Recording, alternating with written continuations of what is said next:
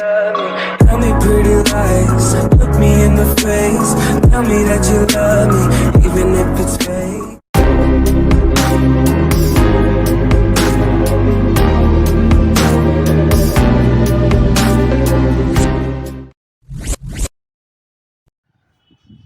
Om Gam Ganapataye Namaha.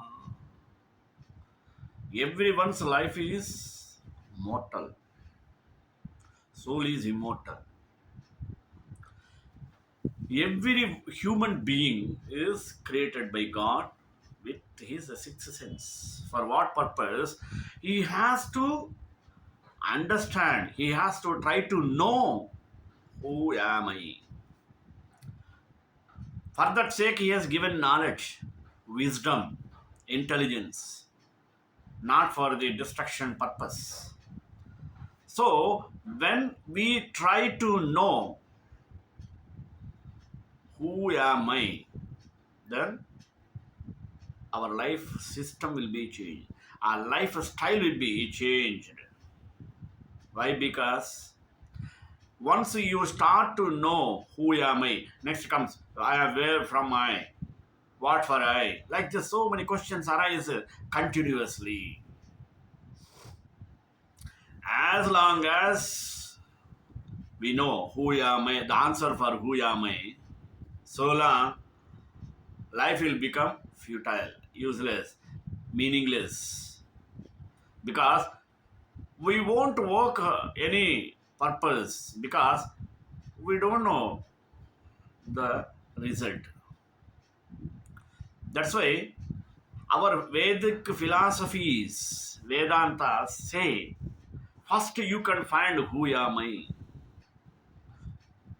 Koham. Answer. Soham. That is I am. What that? That is called Tatvamasi. That you are. See, our philosophy, how it starts. Koham, Soham, huh? Tatvamasi. Like this, if we put questions on ourselves, the answers will come out. That is the real essence of our life. This only preached by our ancient sages. Okay. All our Indian treasures called Vedas, Itihasa, Mahabharata, Ramayanas, Puranas, Bhagavata. Every work gives us an opportunity to find out, to realize, to understand who am I. When we come to know who am I, when you get answer for who am I, then you are the highest reputed person. You will get an exalted place in the society even after salvation, moksha. For that, you have to work. When you come to know who am I, when you find the answer, your activities will be changed because we will adopt such a quality that as I am, others are like that. The feeling of vices may not come, wise feelings will come. Positive attitude will be improved, negative attitude will be disappeared. This is essence of life. We should always seek the answer for who am I. People used to say, where is time? Where is the time to know who am I? I know I am so and so, son of Subbarao, son of Subbaya. It is not who am I. It does not give you the answer. Our life is already destined by God.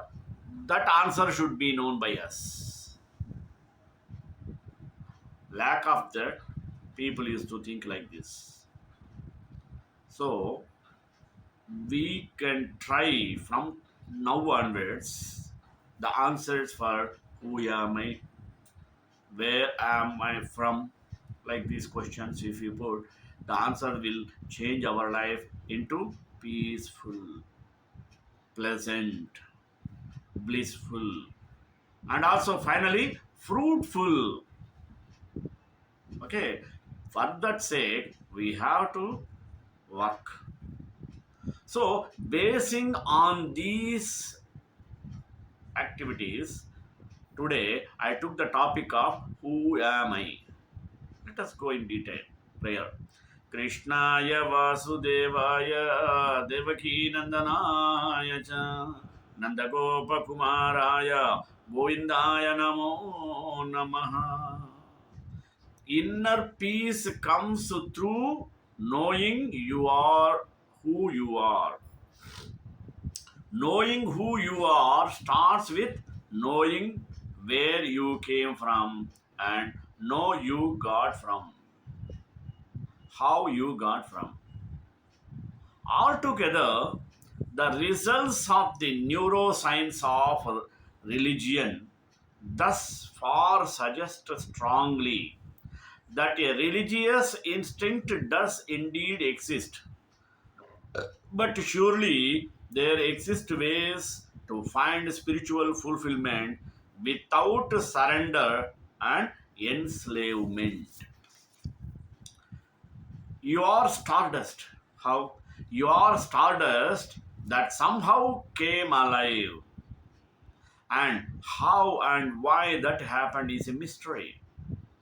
So the question is, where did that star that come from, and how did that star that come from, and how did it become alive? The universe was created 13.7 billion years ago in an instant called the Big Bang. No one knows how or why the Big Bang happened, or how or why life came to exist on Earth. However, science continues to better understand the conditions that were present in those times. At first, the universe was smaller than an atom, was incredibly hot and contained everything in today's universe. The universe then expanded at incredible speed, and within the first second, energy shattered into the forces of electromagnetism and gravity. Then energy congealed to form matter. 3,80,000 years after the Big Bang, the first atoms appeared as huge clouds of hydrogen and helium. Those clouds had a temperature difference of just 1 is to 1000 of a degree, which was just enough for gravity to start compacting those clouds. As those clouds compacted, their density increased, which caused gravity to become more powerful. And as gravity became more powerful, the temperature in the cloud rose. When temperatures finally rose to 10 million degrees, protons started to fuse, which released a huge amount of energy that caused billions of stars to form throughout the universe. However, these new stars eventually died, and as they were dying, their temperatures rose so high that the protons in them fused into atoms of various elements such as carbon, oxygen, nitrogen, sodium, gold, etc.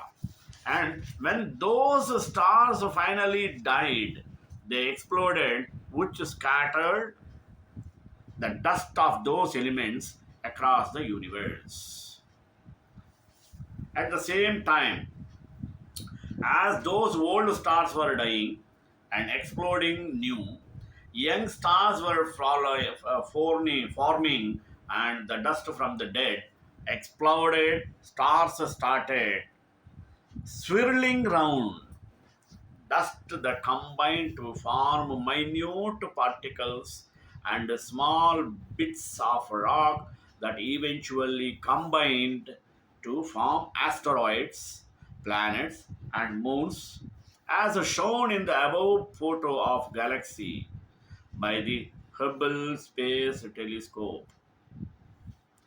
That is how our Earth solar system were formed 4.5 billion years ago.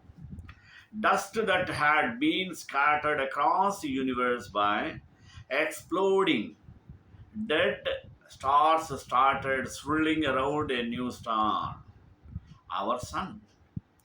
That dust then combined into larger and larger chunks, which then combined to form Earth and the other planets and various moons and asteroids around us.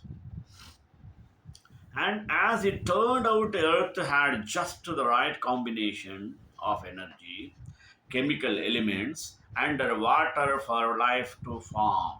Today, your body is made up of dust of that exact same carbon, oxygen, nitrogen, sodium, gold, etc., that was scattered across the universe by exploding stars billions of years ago. Star dust comes alive. Life needs energy, but not too much energy or too little. In the center of a star, there is so much energy that any atoms that do combine immediately get busted apart by the heat. The intergalactic space, there is so little energy that atoms cannot combine because it is too cold. What is needed for a life is just the right amount of energy. And Earth has just the right amount of energy because we are close, but not too close to the sun. Life also needs many chemical elements and it needs a liquid like water. Because atoms in gases move past each other so fast that they cannot combine. And in solids, atoms are stuck so tightly together that they cannot move around and combine.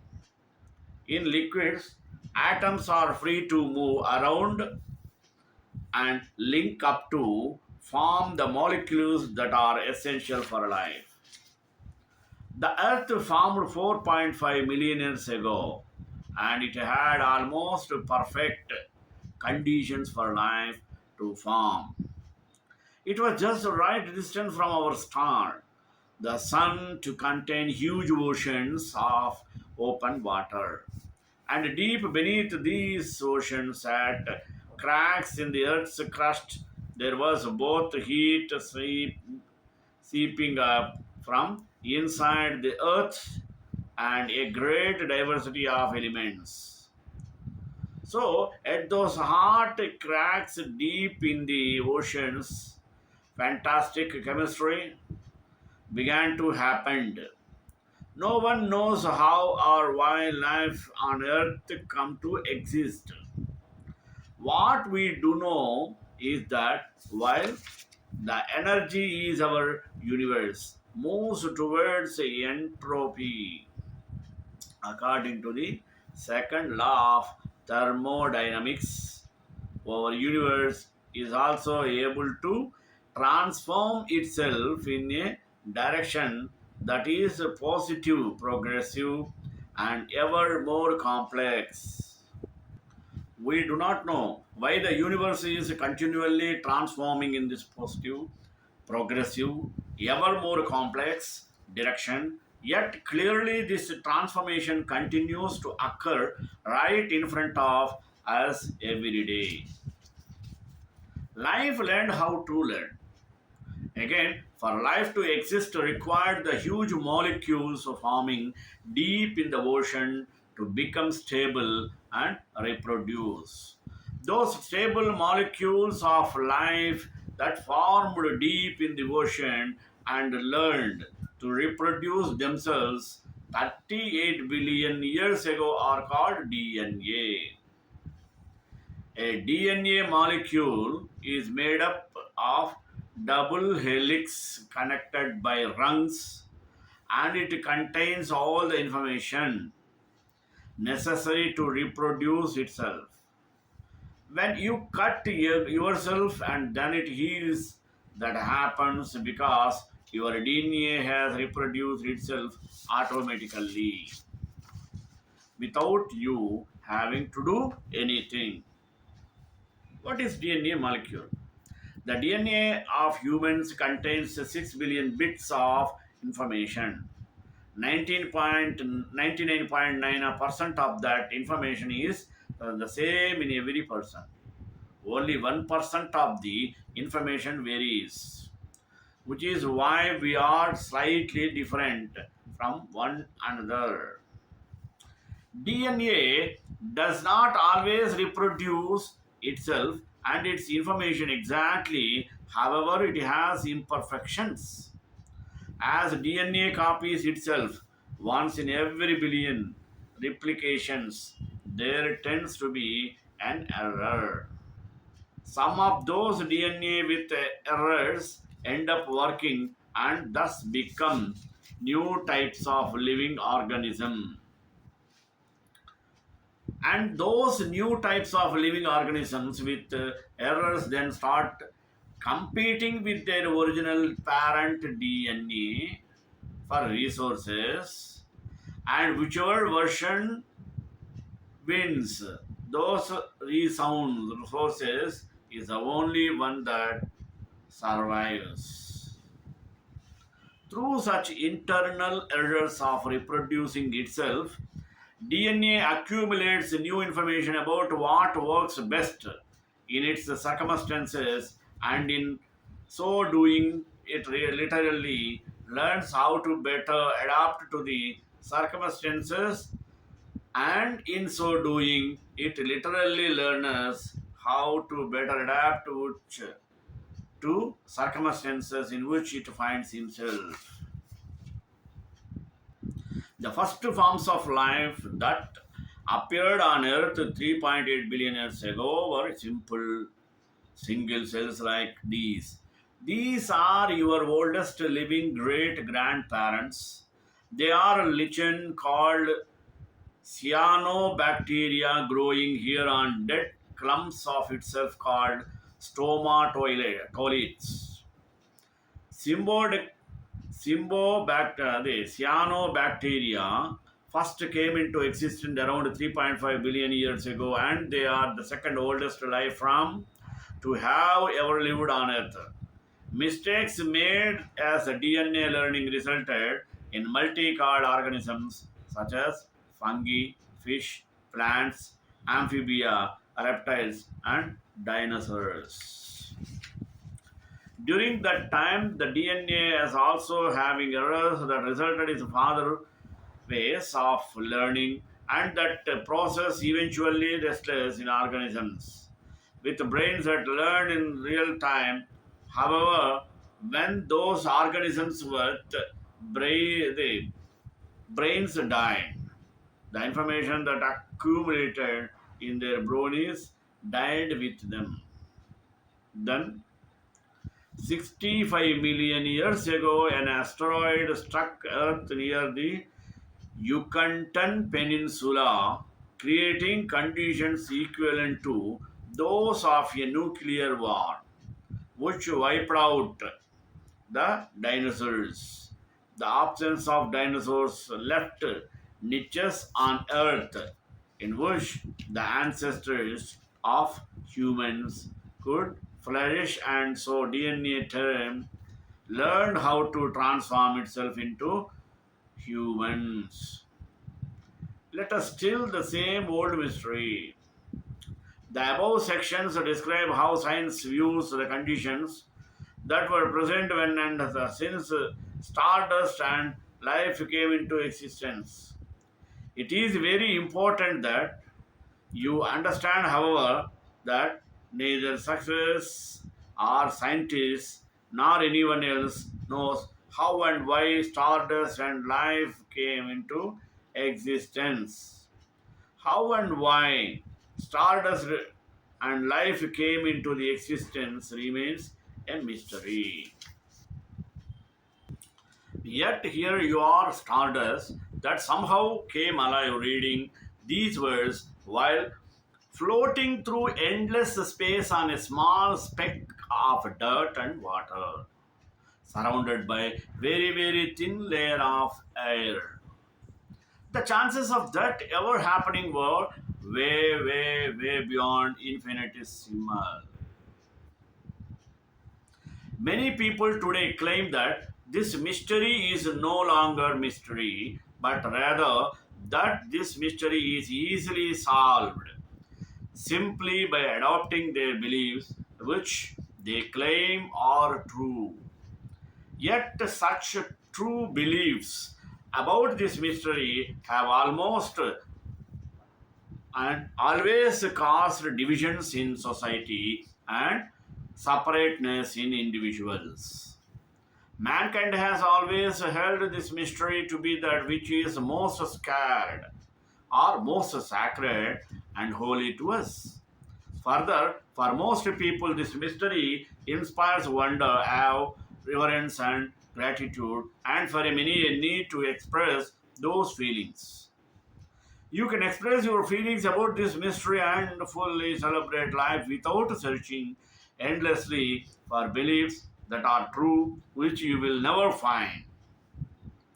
Instead, you can simply accept that this mystery is a mystery to you, which then allows you to relax, be content, and get on with life. You alone decide what to believe.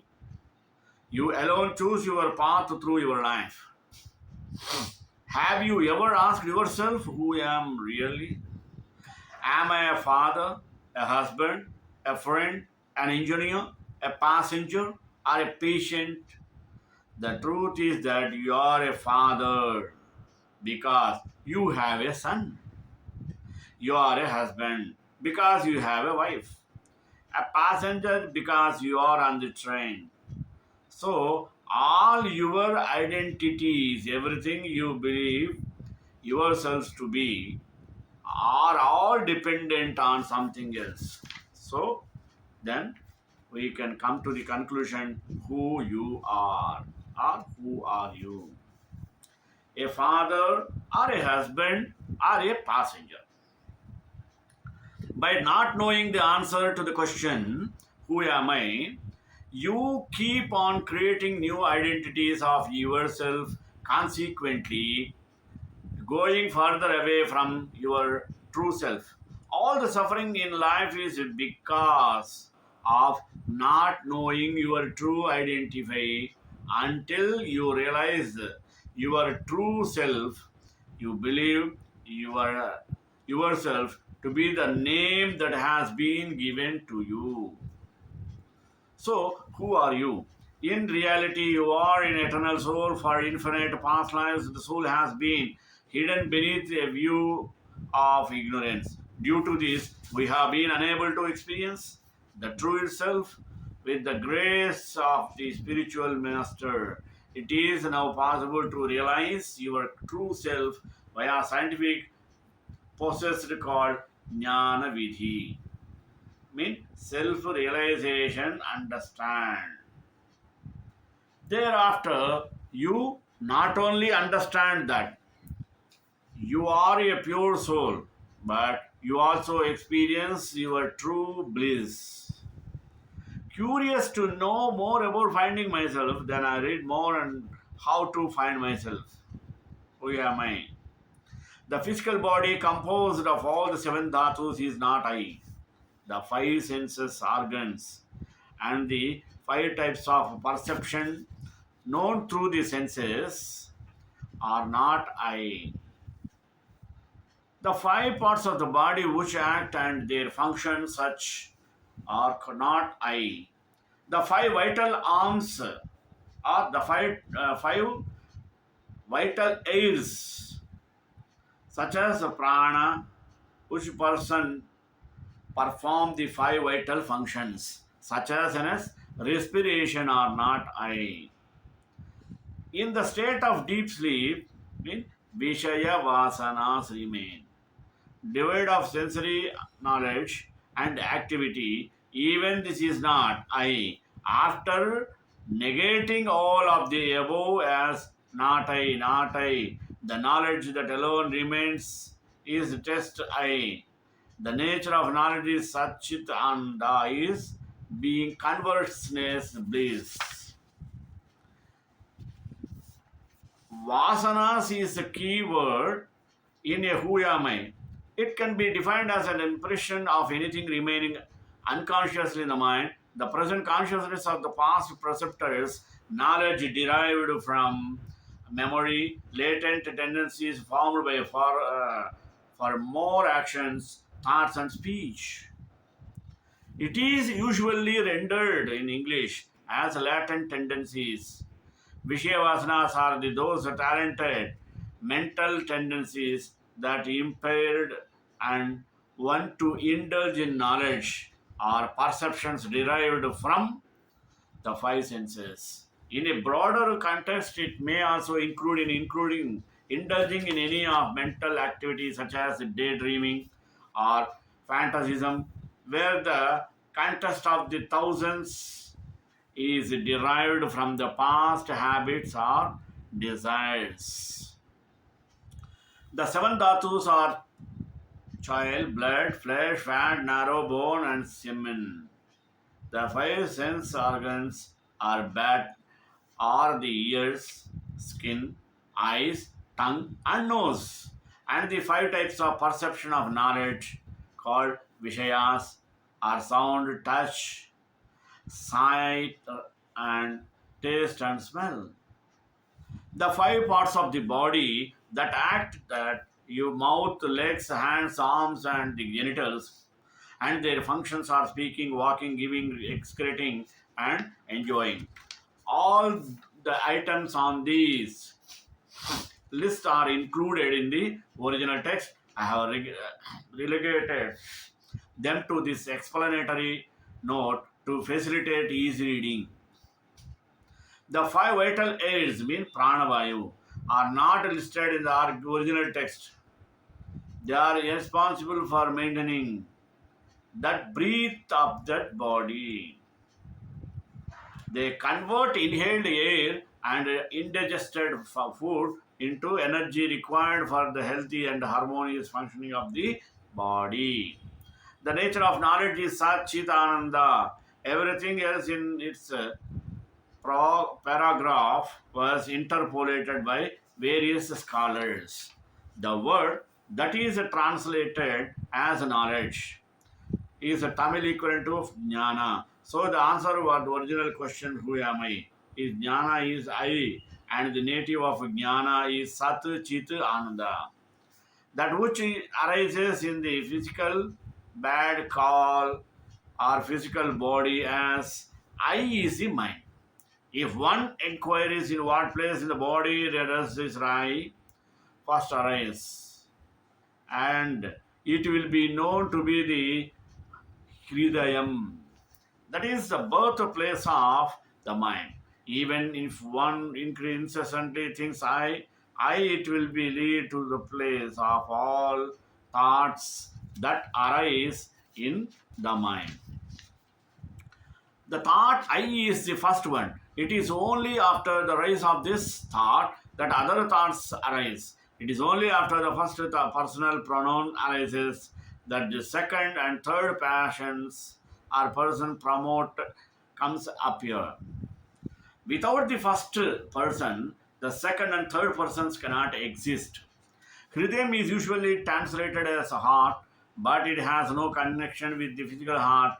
Bhagavan used it with a synonym for the self, pointing out on several occasions that it would be split up into two parts, Hrit and Ayam, which together mean This is the center. Sometimes he would say that the I thought arises from Hridayam and eventually subsides there. Could he would also sometimes indicate that the spiritual heart was inside the body of the right side of the chest, but he would often qualify by this, we can say, as one of the true form of standpoint of themselves with the body. For a jnani, one who realized the self, the hridayam or heart is not located anywhere or even everywhere because it is beyond all the spiritual concepts. The following answers from day by day with Bhagavatyam. The heart is another name for the reality, and it is neither used nor outside the body. There can be more because there is no in or out for it since it is alone. Ordinarily, idam, which is translated here as place, means only that our Bhagavan often gave it a broader meaning by using it to signify the state of the self. Later in the essay, for example, where even the slightest trace of I does not exist in Swarupa. Those who resort to this place will obtain Atma Jnana, means self knowledge, automatically, clearly. He cannot be speaking of the physical environment of this ashram because paying a visit there didn't necessarily result in enlightenment. श्रीकांताय कल्याण राम श्री वेंकट निवासाय श्रीनिवासाय मंगल मंगलाचार्य में वजाचार्य पूर्व में सर्वेश पूर्व राचार्य चतुर्रायास्तु मंगलम.